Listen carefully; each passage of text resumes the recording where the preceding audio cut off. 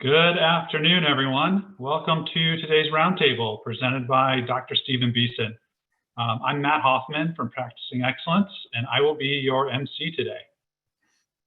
Just a few housekeeping items before we get started here. We will have a large group, so everyone will be muted.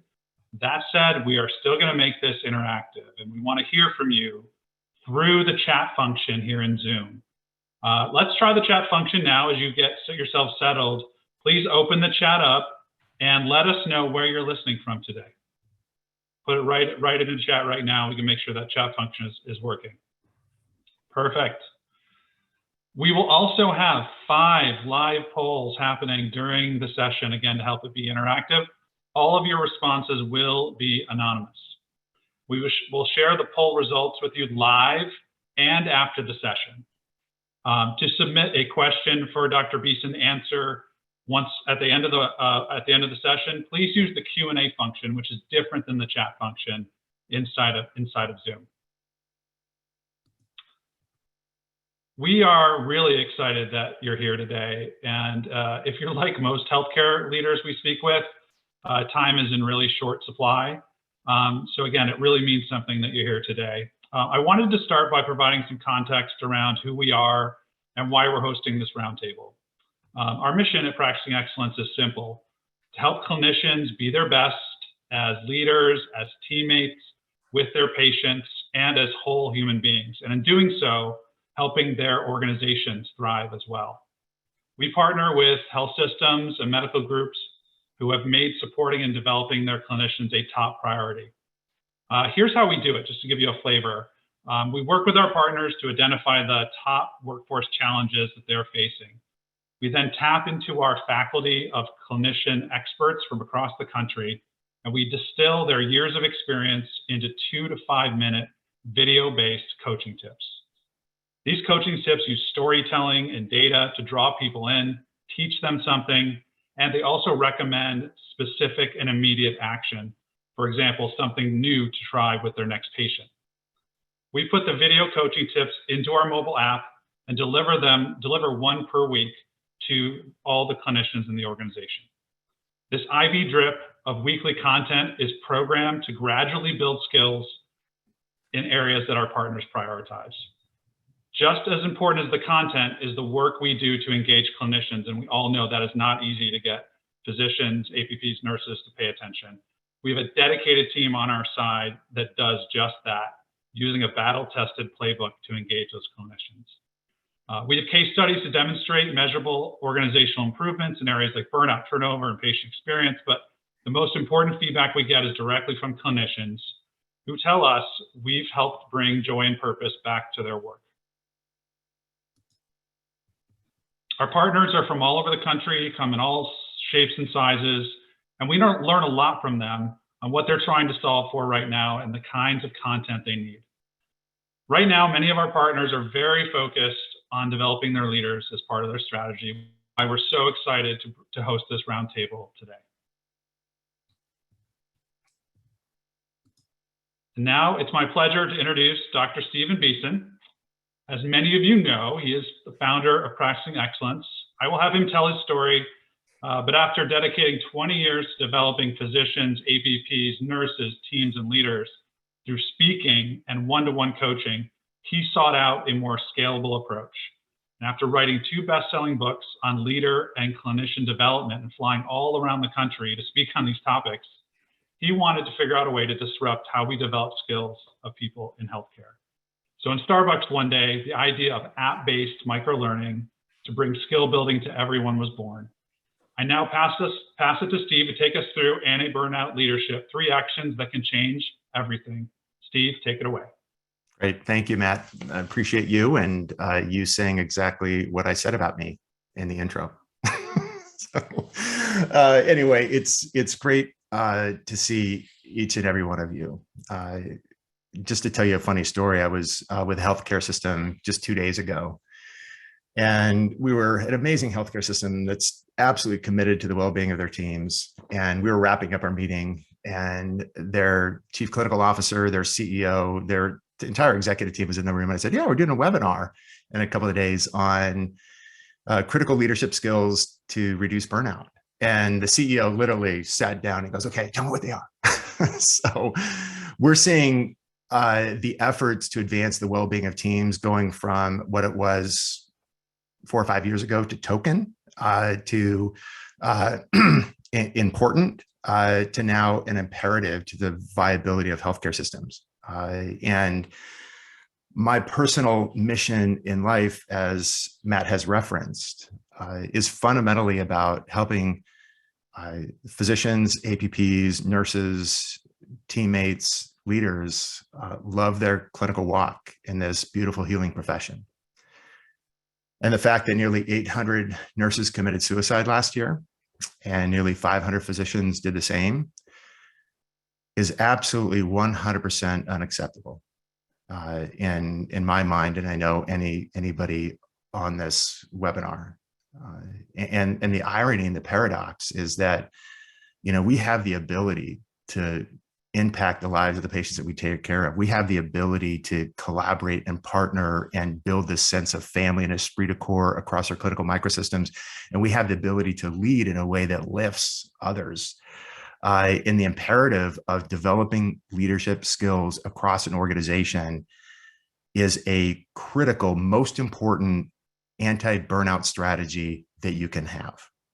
I know there's restoration rooms and there's other strategies and tactics that people are using, but how we interface with those that we lead from manager and above as our interactive approach and method and skills is an imperative and for the well-being of the care teams and a necessity for the well-being journey. So the promise for this session is certainly outline the impact of leadership on engagement and burnout. And burnout and engagement are two sides of the same coin.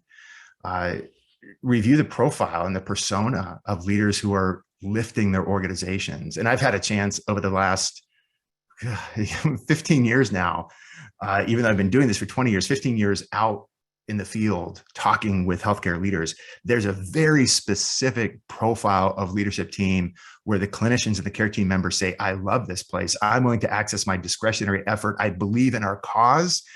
And I am loyal to this system and everything that we stand for and everything that I'm allowed to be here. There's a leadership style that manifests that.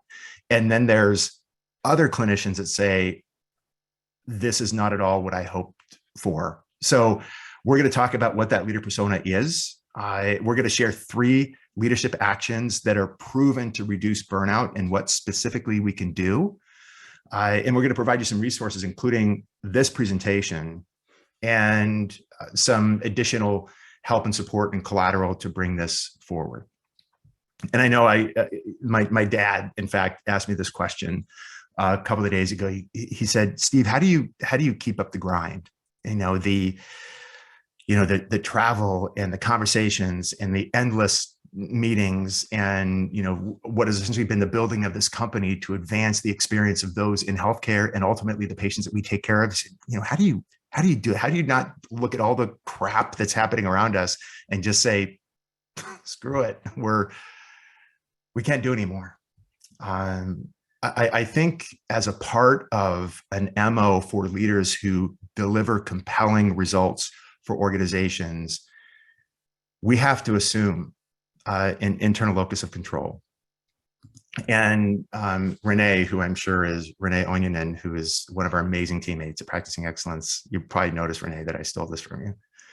But this is one of our heroes in American history, who was deaf and blind at 9 months of age and ended up writing 14 books and having profound impact on those with disabilities and not.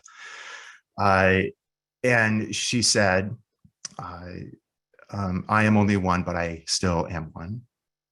I cannot do everything, but still I can do something. And because I cannot do everything, I will not refuse to do something that I can do. And as we look at the horizon of what healthcare is and the challenges before us, we must assume this perspective and approach of we will make the difference that we can where we are.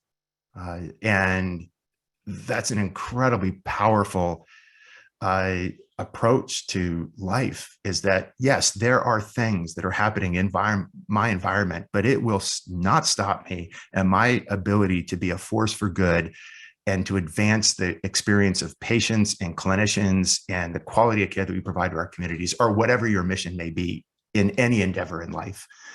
And I think that is an adaptive, helpful, supportive growth mindset approach to some of the profound challenges that can get us sometimes into the screw it mindset, because we must keep our foot on the pedal. And I think that what the pandemic has done, as I mentioned, is it's raised the importance of caring for those that care for others as that imperative that I had mentioned.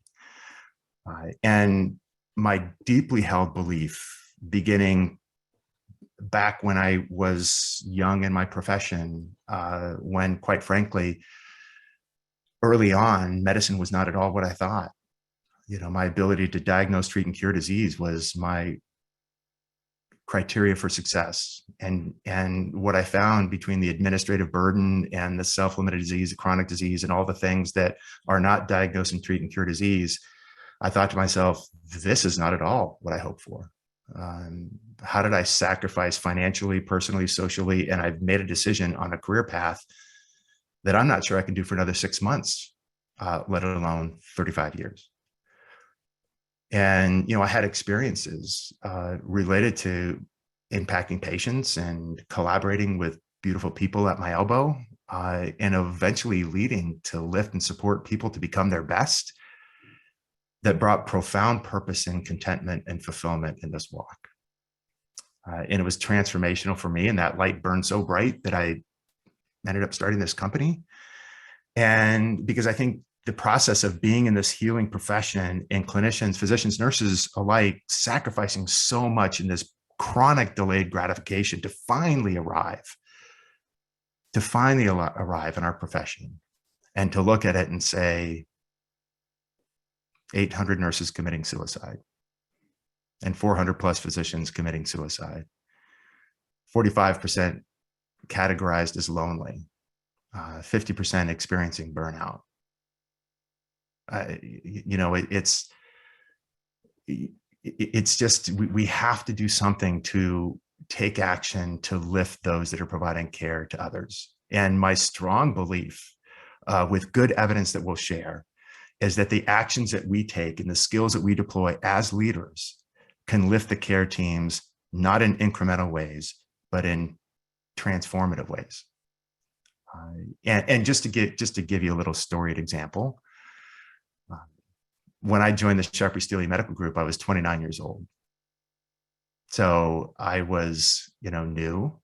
And everybody has imposter syndrome. It was like I tricked everybody in getting into medical school. I somehow didn't belong to be there, and I was still shaping my identity as a physician. And we had a cardiologist in our group. His name was Dr. David Ostrander, and he just retired, in fact, an amazing cardiologist, a real academic, and did all of the impossible CAFs, and was just an amazing clinician. And but he spoke with great candor, if you know what I mean, in terms of how he interacted with his colleagues. And I was in seeing a patient, and my nurse knocks on the door, sticks her head in, and she said to me at 29 years old, brand new to the group, that Dr. Ostrander wanted to speak with me. And I'm thinking to myself, oh. Anyway, I pick up the phone, and he says, Steve, I just want to let you know that patient you had sent me for the atypical chest pain, well done. Fabulous workup. Exactly how I would have done it. Thank you for the clear, concise question. The patient loves you, and I just wanted to call it out for you. Keep it up. That was 28 years ago. I ran into Dr. Ostrander a couple of years ago, and I said, do you remember that call? And he goes, kind of. I don't know, you probably think. But I told him the impact that he had on me.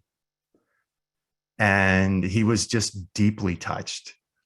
And I think the point here is that we, on how we interface, how we encourage, how we model, how we build trust, how we communicate, how we allow our value system to drive our behavior as we interface with those that are providing care, we can lift. We've got incredible capacity to lift. And to understand that how an organization is led is the solution to burnout. That is the theme. How the leadership is the soil by which care teams grow. If the soil is bad, I don't care how heroic that clinician may be, they're gonna die. So this is why this is so immensely important and why we have so many people on this webinar. And I want you to think of leadership as a fractal. And a fractal is something that replicates and propagates without identical form and function, but similar form and function. And like snowflakes, snowflakes are similar, but they're all different. But they're all snowflakes. And as we look at the composite of leadership skills, of which we will cover 3 today, they must be present everywhere. We can't have, we find clinical variation unacceptable. Why is it that we accept clinical leadership variation when it has such profound impact on the very things that we're trying to do: reduce burnout, advance engagement, keep and recruit clinical talent? That is impacted by how it is that we lead. So building the skills of those that are interfacing with those on your care team is absolutely 100% imperative. And we realize the engagement, the burnout challenges is profoundly challenging, but it is an imperative. In fact, 30 minutes ago, I was talking to a chief medical officer for a very large system on the East Coast, and he said to me, "Steve, taking care of the people that provide care is the first step that we've got to take before we do anything else, before we do high reliability, before we do patient experience. We've got to make sure that they are well." I said, yes. And I think that narrative is now being understood and embraced, that to skip that step and to undergo strategic imperatives without capacitating the discretionary effort and capabilities of those that are providing care is setting you up for inevitable difficulty.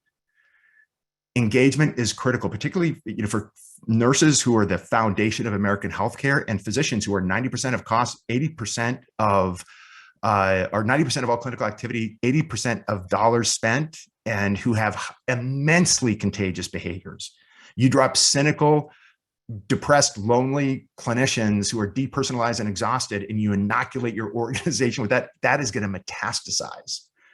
So building clinicians and nurses, physicians, APPs who say, "I love this place and I will do whatever I can to help this place succeed," is the dividend of leadership interfacing with the team to allow that to manifest. Thus the 3 behaviors that we'll talk about today.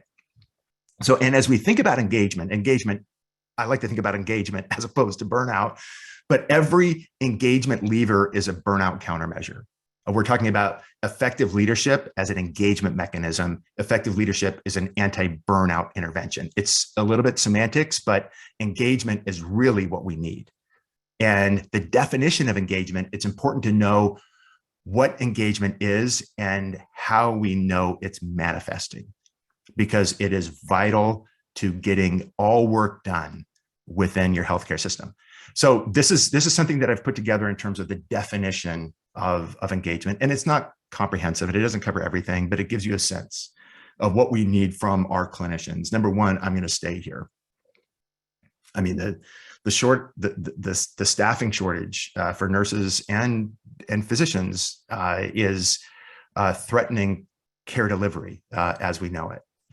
When we build a culture where people say, "I love it here," our ability through our leadership deployment of specific leadership skills that are known to retain is a critical proxy for engagement. I'm going to stay here. Number one. Number two, I would recommend this place to other people. Meaning you talk to somebody who's in a fellowship in a different city and you say, "I have enough confidence in this place and how it rolls and how the leadership team has created this amazing culture that you can move your family here. And I'm confident that you're going to say, best move ever." very powerful proxy for engagement. Third, I will use my discretionary effort to help this place succeed based upon what it's done for me. The current data from Athena has shown that about 10% of all physicians are willing to access discretionary effort to help their organization achieve their goal.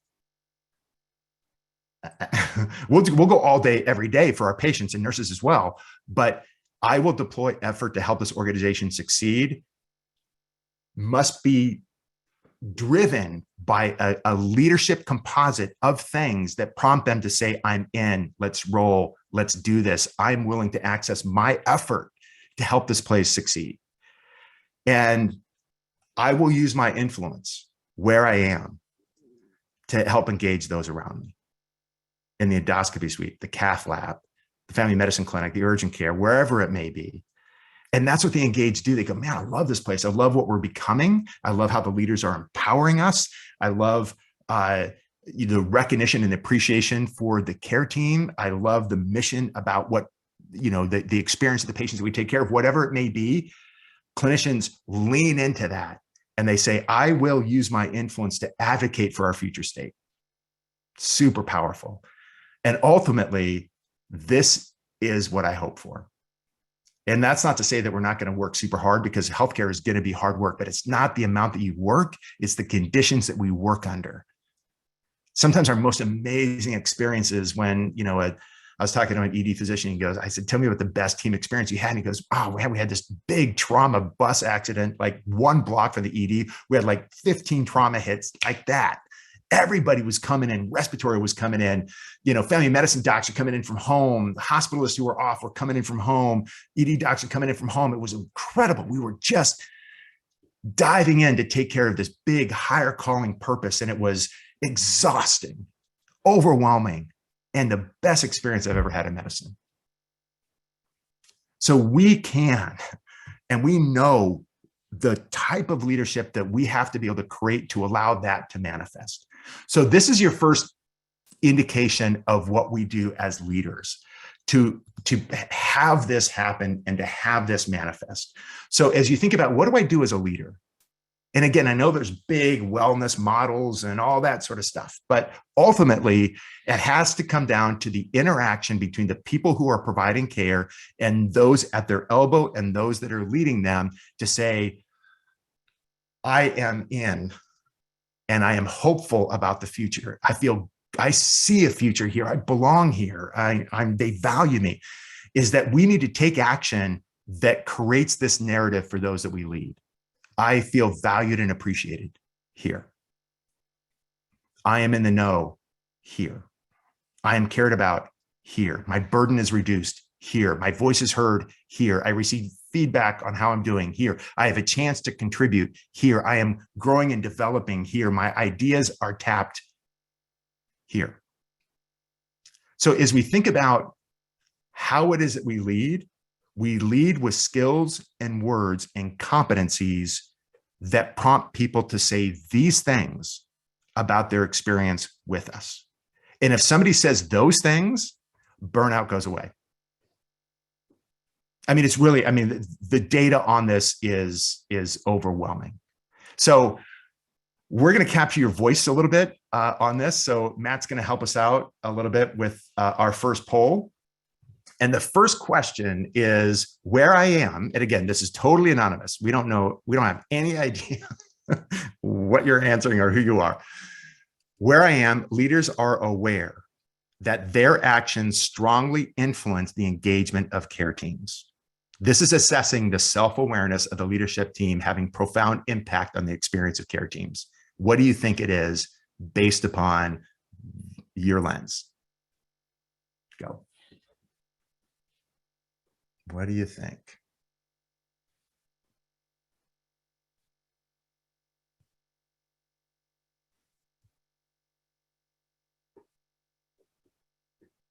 All right, Matt, what do we got?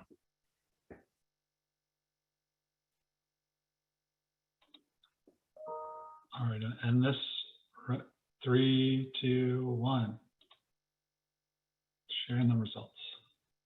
All right. Let's see. About 6% strongly agreed, 20%.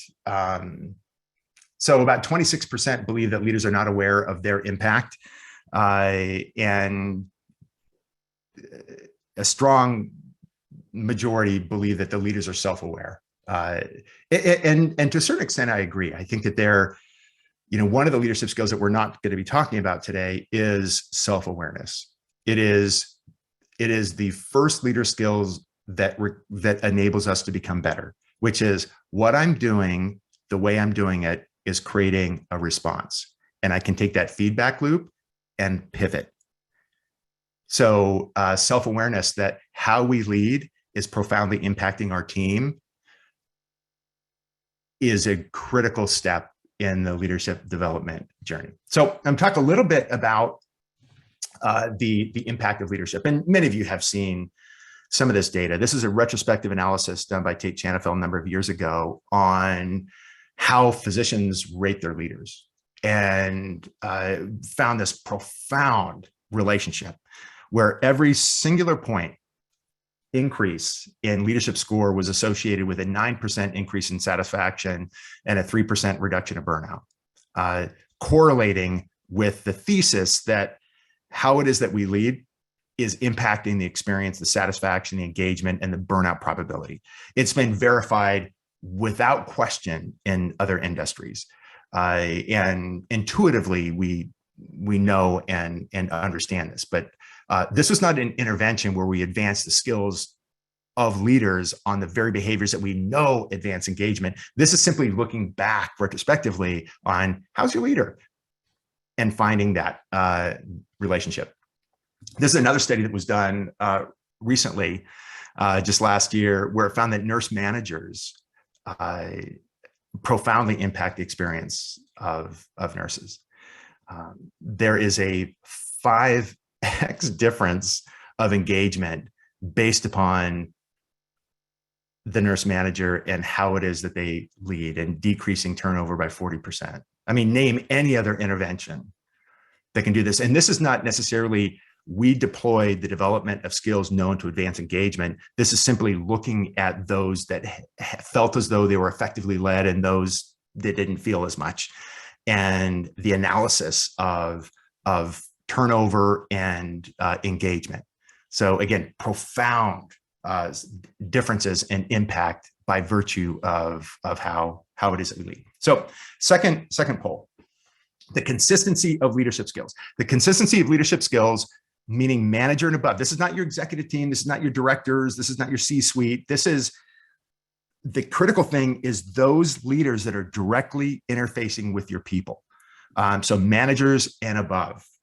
How would you characterize the consistency of those leadership skills and competencies?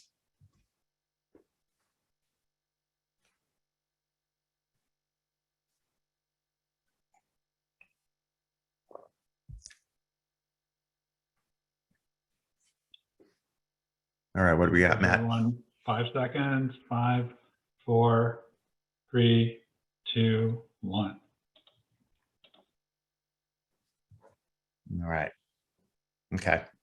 So 88% moderately, or I'm looking around my camera, are I guess I can move this, is inconsistent. And that's certainly my observation. And it's not deliberate. It's not malicious. It's not even, it's not intentional. And sometimes they're entirely unaware. And so our ability to invest in the capabilities of leadership teams to raise the experience of those that we lead is a foundational part of the engagement burnout story. So, all right. So if we look at, now we're going to now crowdsource, and we're going to assemble this. This one is not anonymous, obviously. We want you to drop this in the chat, and we're going to slice and dice this together. So this is a chance for 250 people to put their best thinking on, and you don't have to write a paragraph. This is just a sentence, a quick sentence, a couple of words in terms of something that you have done as a leader that engaged your team, or something that you received from a leader that was a game changer in terms of your engagement where you are. So my greatest observed burnout reducer from or as a leader has been. So reflect as a leader. When we did this, it was restorative for the team, or as a receiver, when our leaders did this, it changed everything for us. So if you could drop that in the chat, I'm going to open up my chat now and do a little wisdom capture here. Yeah, there we go. Oh, you guys are so good. So good. Active listening, transparency, remove busy work, allow staff, being visible, presence. Oh, love it. Flexible scheduling. Excellent. Peace. Off-site retreat. Oh my God. Great wisdom here. All right. So we're going to capture all of this and you will be able to source ideas from 250 committed people across the nation. So thank you for dropping that in and being an active contributor to the group intelligence. So now let's dive in, if we can, to 3 leader actions that can change everything. And again, I want you to think of that fractile again. And the beautiful things that are being written here are compelling. Good evidence behind them, effective, we know that. But it's not necessarily the leaders to decide what is effective. We can carefully observe the impact of the actions that we take and say that worked or that didn't work and have the self-awareness to be able to pivot to that.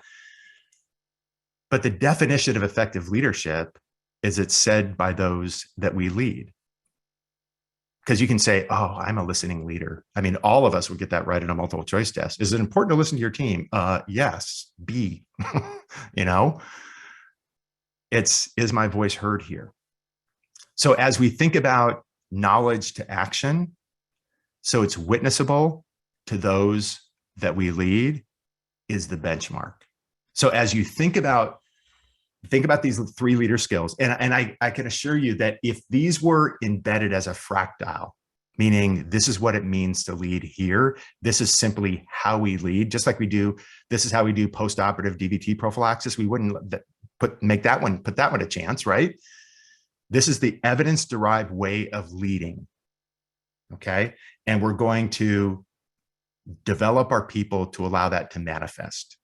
And through that, we will track turnover, engagement, discretionary effort, and ultimately outcomes. So we have to develop it as a fractile, and we have to do it in a way that it becomes witnessable. So the impact is on those that we lead.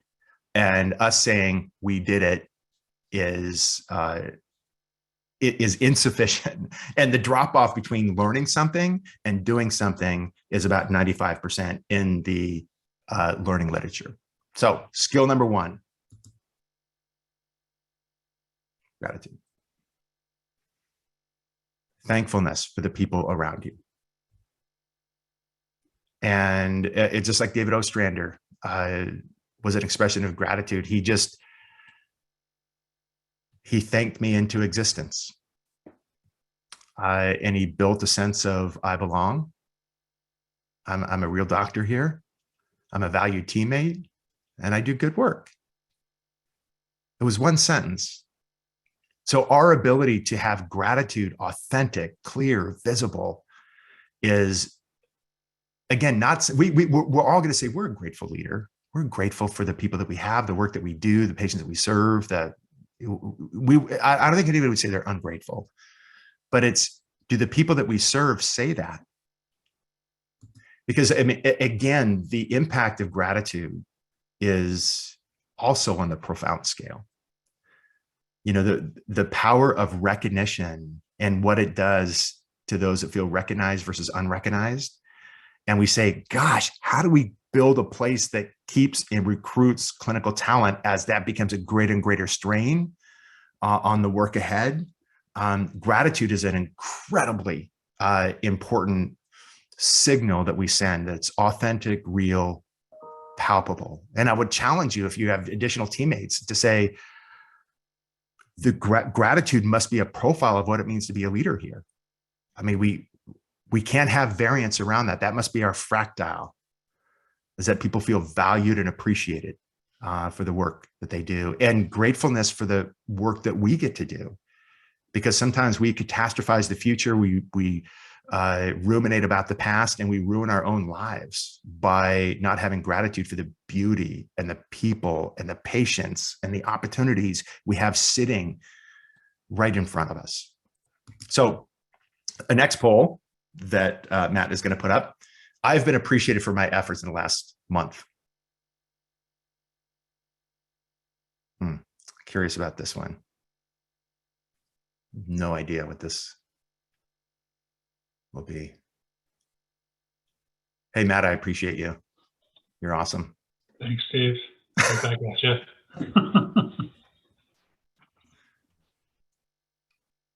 All right, we'll give everyone 5 more seconds. 5, 4, 3, 2, 1. Awesome. That's great. That's encouraging. That's encouraging. That's great to hear. That's great to hear. So as we look at the expression of gratitude and what it yields, value, belonging, respect, joy, safety, hope, it is the interesting thing about gratitude and appreciation is it has greater impact on those that give it than those that receive it. So it is proximal, it's free, it's accessible, and all 3 of these leader behaviors that we're going to speak about are things that you can do tomorrow, that you can do this afternoon. And we would encourage you to say, we're not going to put a filter or a barrier or a condition. This is simply who we can aspire to be as a leader, to become a force for good, and knowing that leadership is manager and above, and leadership is everybody within the healthcare space. You know, nurses are leading teams on the floor, physicians are leading, you know, the cath lab. I mean, our ability to deploy things in gratitude and appreciation and honor and respect are powerful game changers in regards to, you know, just changing the probability of burnout. When people say, God, I got a call from so-and-so about thank you for the work that you do, it meant the world to me. Is a powerful burnout countermeasure and engagement facilitator. And again, you know, our ability to take actions that specifically and effectively convey a sense of value and gratitude and appreciation for one another. It's got to be authentic and encourage us to look for the good. We are designed and built, physicians in particular, to look for what's wrong and what's bad. And our ability to say, I will look and seek and identify and be eyes wide open for the amazing things that my team is doing, so I can harvest stories to tell, and to be able to tell their supervisor, to tell them, to share a story in the meeting. Transition from expectations top down to appreciation for what they do, to make it personal and public. I saw a neurosurgeon break down in tears after being recognized by his colleagues for his commitment to team-based care. And he stood up and he couldn't even give his talk. He just melted. And again, these moments of value just make all the hard work and the sacrifice that we all have on the front line worthwhile.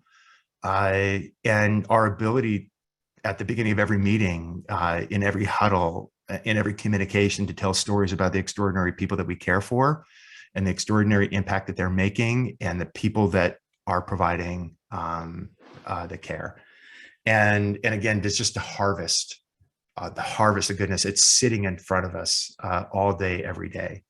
And to change our lens from identifying what could be wrong to what we could, you know, and to celebrate the extraordinary people beside us. The second skill is a multiplier. And this is one that I'm challenged with, quite honestly. And a multiplying leader is hard to find. But a multiplier is a leader who takes deliberate actions to cultivate ideas, harvest solutions, and relies on the team's intelligence that will multiply the impact of those that they lead. Particularly for physicians who grew up with medical programming of, if you want it done right, you do it yourself. And there's nothing more empowering, there's nothing more engaging than for the people that lead you to believe in you enough, to support you enough, to trust you enough, to bring your best, even if it means a risk of failure. And a multiplying leader is under the hood of every great organization that keeps extraordinary people. And the better the people are, the less tolerant they become of a diminishing leader. And there's a great book by Liz Wiseman called Multiplier, heavily recommended, that multipliers give ownership to teams. They harvest ideas. They challenge teams to bring their best. They're not easy on people at all. They're like the brutal attending that gives you the guidance, but expects you to bring your best. And, you know, the coach, the teacher, the parent, through a loving, caring gesture, is a multiplier. And diminishers, and quite frankly, I've been that in my life, and I struggle with it every day, is to impose things on people, to take over, to take the reins, to not trust them to run. And it may create a short-term solution, but it creates longer-term culture and disengagement issues. So envision a diminisher to be multiplying leaders across the entire healthcare spectrum. That's your fractile. We tap the ideas and the thinking and the harvest of the intelligence of those that we lead as our MO. And we've built the skills to allow that to manifest. We walk in gratitude, seeking, identifying, telling stories of the good. We're beginning to see how this fractile of interface with those that we lead is profoundly impacted by how it is that we lead, and reducing the variance and the uncertainty around this. If we were to say, gosh, you know, what percentage of our leaders, manager and above, run on a system of multiplying leadership, of mentorship, guidance, harvesting ideas, and empowering teams to bring forth their thinking? Who knows? But if you look at those big drivers, the voice of the engaged, they will always say, my voice is heard here. Really powerful proxy for engagement. And in fact, next polling question, where I am, our culture is best described as multiplying, diminishing, and shades of both. We should say, we should offer a fourth one of, I have no idea.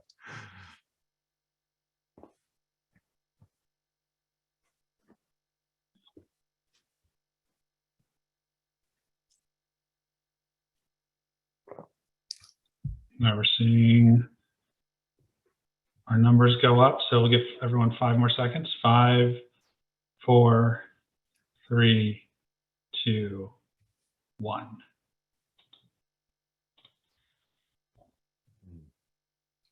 Yeah, we don't know. We don't know. It's hard to know. But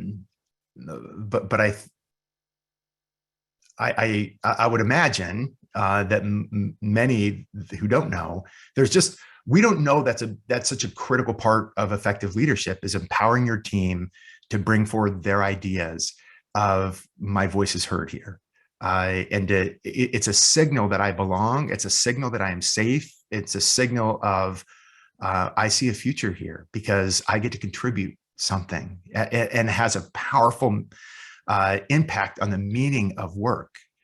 And so again, building the fractile of what does it mean to be a leader here? We bring gratitude. We are multiplying leaders. We unleash the ideas and the thoughts and the talents of the people that we lead. And one interesting condition of this is there must be a very clear strategic guidance of what it means to be a part of your organization. Meaning people can't use a multiplying leader as an opportunity to get their stuff and to serve their personal needs, because that breaks the power of a multiplying leader. And if that's the case, then there are other cultural issues of distrust that have manifested in disengagement where people are in a defensive posture, and they will use a multiplying opportunity as a chance to protect their own turf. Broader topic, but knowing that if you disengage people and you engage multiplying leadership, you may get some aberrancy in terms of recommendations. So as we continue on, the last leadership skill is listening. It is the ultimate mark of respect for somebody else. It is, you matter, you count. We value you. It is how, as clinicians and as nurses, we get to the root cause of symptoms. It is how we find the nuance of the clinical story. And our ability to be a listening leader, to harvest ideas and to find out how people are holding up is, you can't be an effective leader without becoming a listening leader. And again, we often, the funny study where 85% of people believe that they're self-aware, but actually only about 10% are. To say and ask your team, am I lit? Do I hear you? And the ability to say what we think of ourselves is not the definition of whether we're doing it. It's feedback from the people that we lead, because listening is a mechanism to capture ideas. What do you think we should do here? It's a chance to build relationships. Tell me about you. Whether it be with patients or with colleagues or the people that you lead or your leaders, getting to know the nuance of the people around you is where the beauty of human relationship resides. You can find extraordinary stories. You can identify challenges. And so our ability by which to become a listening leader, and the profile of the listening leader is they're immensely curious. They want to know. The co-location of listening and curiosity. If you have no curiosity, you don't give a crap about anybody else, you want to just jack your own personal agenda and you're going to steamroll everybody to get there, you're not terribly curious. If you're not curious, you're not going to ask any questions. Does anybody know anybody like that? So curiosity. And curiosity, even when we're challenged with difficult colleagues, it's curiosity over accusation. I was called to intervene with a disruptive physician, only to find out that his son at Hopkins, they found methamphetamine in his dorm room, and he was a drug dealer. And he was crushed and devastated and beyond consoling him. Curiosity found that out. So our ability to be curious is how we discover the stories that make people who they are and why they do what they do, and how we discover the story behind the people in the diagnosis. And a curious spirit is what fuels the listening leader. Deeply connected. They're highly connected. And Julianne Holt-Lundstedt, who's an amazing neuroscientist, found that people who live with high degrees of human connection, social connection with friends, family, colleagues, patients, is the singular greatest predictor of longevity, more so than hypertension, exercise, even smoking. It is, I am connected to my fellow people. They're self-aware. They go, God, I could become a better listener. I can do this better. And they're remarkably humble. They have a deferential spirit. And a spirit of high reliability is deference to the front line, because they know best. And so as we think about becoming the listening leader, it is about what kind of spirit do I bring to allow me to manifest as listening? And it's not for me to decide. It's for those that I lead to decide. So next question. How would clinicians where you are respond to the statement, our voices are heard here?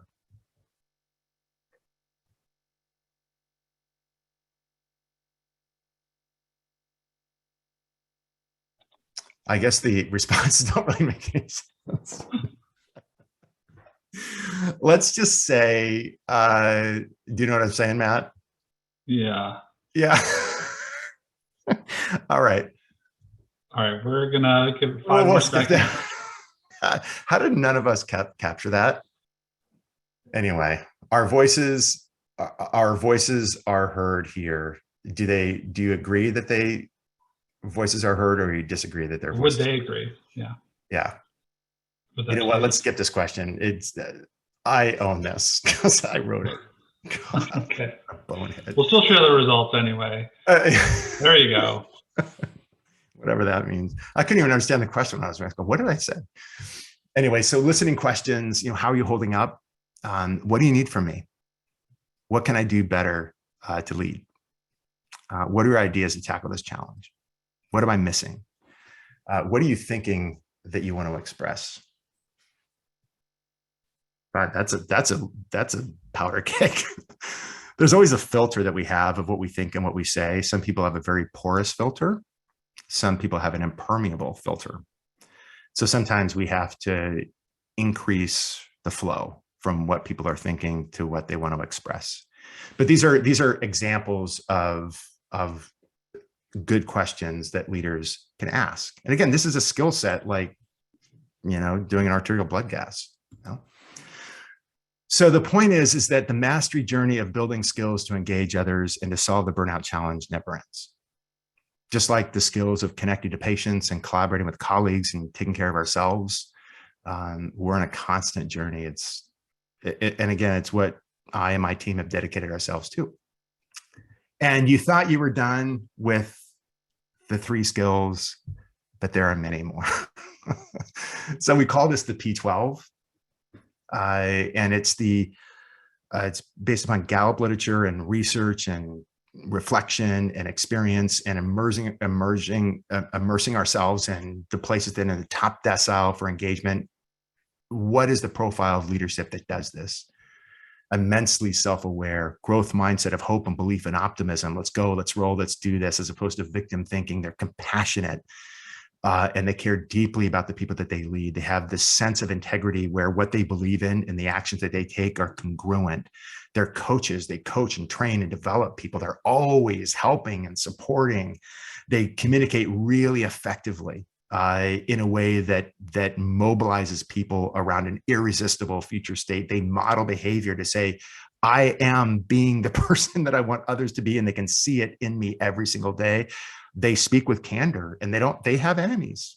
They have enemies because they don't always make everybody happy. They have a belief system that they believe in, and they will go to war if necessary, if somebody compromises something that they believe in, and they're remarkably authentic. And if they struggle, they will let people know. They bring this vulnerability of it's okay to struggle because I did. So in summary, we have dominion over who we are as leaders. We choose. We choose. Like Helen Keller said, I will do what I can where I am. The development of leaders may be the most important anti-burnout strategy that we have.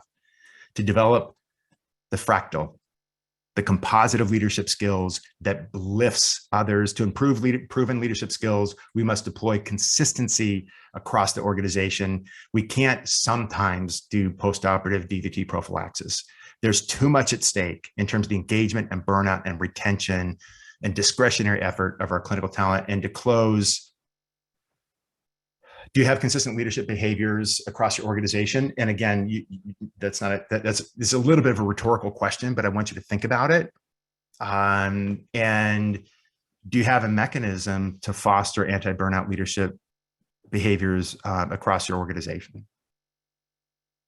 And as we think about how do we tackle this very challenging issue of burnout, although we spoke in detail about 3 things that we can do, living with gratitude, and not only for those that we lead, but for ourselves. I mean, we have so much to be grateful for. There's so much suffering there to be grateful for the moments in front of us and the breath that we take.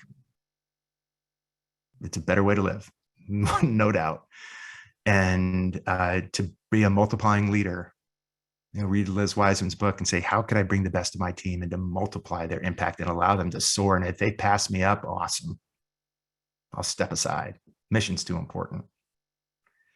and our ability to listen, to query, to be curious, to be humble, to have deference, to find their story, are 3 of 12.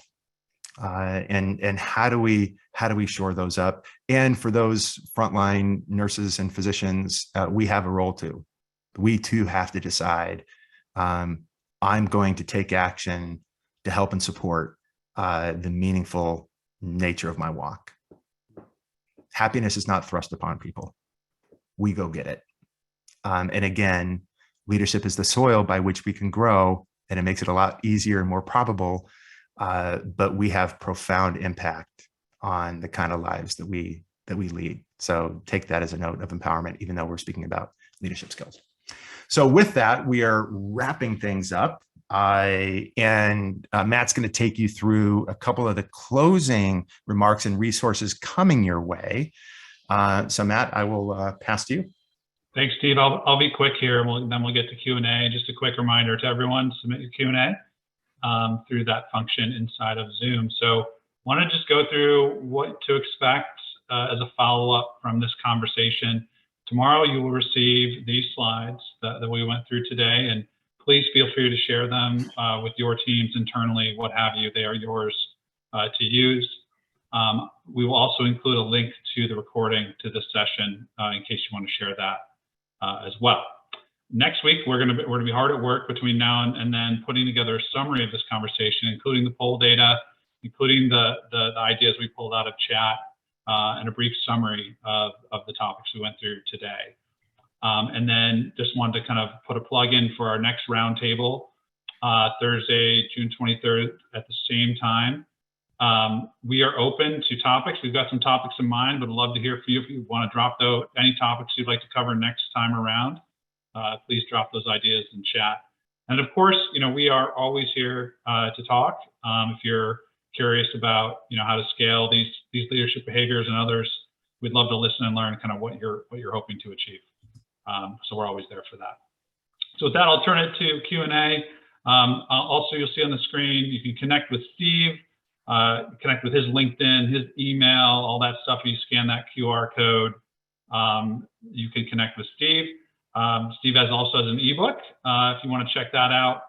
And with that, we will start with some questions, Steve, if you're ready. Great.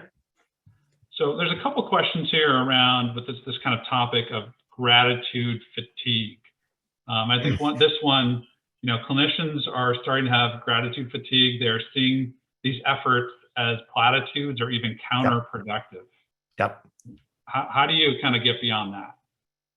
Well, I think that the spirit of a gratitude effort has to be authentic, and it's got to be capturing and harvesting stories that actually happen. And to do that, you got to be out front harvesting. Because if you're telling gratitude about somebody you rounded on in the waiting room who said, you had no idea the impact that this doctor has on my life, or what this nurse did when she actually did a home visit that nobody knew about, nobody gets tired of that. But this fake, you're a hero, here's a mug, So leaders just have to harvest it, dig deep, and to be out front to capture authentic, real, specific goodness that's happening. And it is everywhere. It's everywhere. We just have to go harvest it. Excellent. And another question here, we've got 1 minute left. How can you impact a large organization where one leader might have the skills we're looking for, but other leaders do not line up? And it's having, that has an impact on the team. It's kind of that mixed scenario.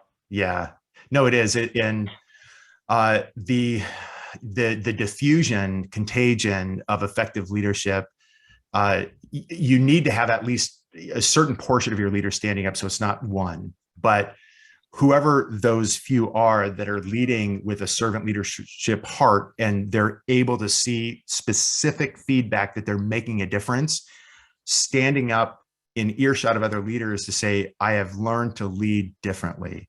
Here is my story. And to be able to create a testimony and ambassadorship for a servant leadership heart, listening and gratitude and multiplying leadership is a way to create diffusion of that makes sense. And, other more mechanical ways of building, a book club, a leader journal club, or developing your leaders to say, we will certify every single one of our leaders in the basic skills of engagement. That's some of the work that we do. I mean, you certify you're not a leader unless you know how to lead. And so that process is, if you really want to tackle it, is that you can't have ineffective leaders because everybody downstream from them is at risk. And if you're willing to accept that risk, then that's a pretty big risk. So yeah, it's one of those situations where one bad apple, oh, you can screw up everything. Yeah. And the amplitude of a negative experience is way higher than the amplitude of a positive experience with a great leader. So it doesn't take a lot to say leaders here suck, so we have to have consistency. We have to have consistency, a fractile of what it means to be a leader. We have to develop those leadership skills and then continuously march down the mastery journey of never done, never good enough. We were always learning, always achieving, and always progressing. And that self-awareness and emotional intelligence to say, we will constantly reflect with great humility on how we can become better. Those are the Kobe Bryants of healthcare. All right, we are at time. We'll follow up with those questions we didn't have the chance to answer, and thank everyone so much for your time, your participation. Have a great rest of your week. Great. Thanks, everybody.